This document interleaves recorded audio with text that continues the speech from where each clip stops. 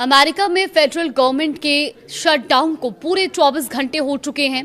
Congress funding bill को लेकर किसी सहमति पर नहीं पहुंच पाई और रात 12 बजे के बाद से कई सरकारी विभाग और एजेंसियां बंद होने लगी। इस बीच तुरंत शटडाउन खत्म करने का एक प्रस्ताव सीनेट में लाया गया, पर वहां जरूरी समर्थन नहीं मिल पाया। नमस्कार, आप देख रहे हैं न्यूज़ 18 का डिजिटल प्लेटफॉर्म और मैं हूं आपके साथ जागृति खंतवाल। अमेरिका में 24 घंटे में आखिर क्या क्या हुआ, इसकी बात करें तो सबसे महत्वपूर्ण बात यह है कि डेमोक्रेटिक सांसदों ने ACA सब्सिडी के विस्तार की मांग पर अड़े रहने का फैसला जारी रखा है, जबकि राष्ट्रपति डोनाल्ड ट्रंप और रिपब्लिकन नेता उस खर्च को मंजूरी देने से इनकार कर रहे हैं। यही असहमति शटडाउन की सबसे बड़ी वजह बनी हुई है। शटडाउन के बाद से व्हाइट हाउस और उपराष्ट्रपति JD वेंस लगातार चेतावनी दे रही हैं। उपराष्ट्रपति JD वेंस अचानक व्हाइट हाउस की एक प्रेस कॉन्फ्रेंस में पहुंच गए। उन्होंने चेतावनी दी कि अगर ये टकराव कई दिनों या हफ्तों तक चला तो फेडरल कर्मचारियों की छटनी करनी पड़ सकती है। उन्होंने प्रेस ब्रीफिंग में भी कहा कि मामले के खींचने पर नौकरियां जाने का असर अस्थायी नहीं रह सकता। व्हाइट हाउस की प्रेस सेक्रेटरी कैरोलिन लेविट ने ये भी माना है कि एजेंसियां कटौती की तैयारी कर रही हैं और छटनी नजदीक मानी जा रही है। आकलन के मुताबिक लगभग 7,50,000 फेडरल एम्प्लॉय फरलो यानी कि अनिवार्य छुट्टी पर जा सकते हैं और उनका वेतन तब तक रोका जा सकता है जब तक कि सरकार काम पर लौटकर रिम्यूनरेशन का आदेश नहीं देती है।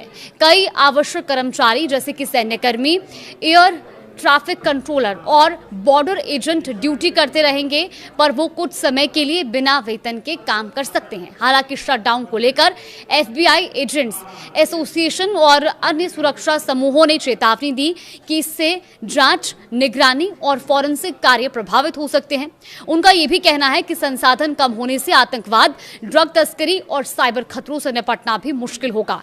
इसीलिए कई शीर्ष सुरक्षा अधिकारी और संघों ने शटडाउन को राष्ट्रीय सुरक्षा का मसला करार दिया है।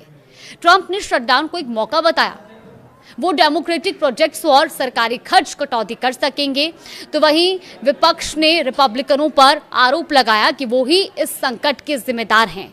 जनता में भी सवाल बने हुए हैं। एक हालिया पोल की अगर हम बात करें तो उसमें 38% लोगों ने रिपब्लिकनों को दोषी माना, 27% ने डेमोक्रेटिक्स और 31% ने इन दोनों ही पक्षों को जिम्मेदार बताया है।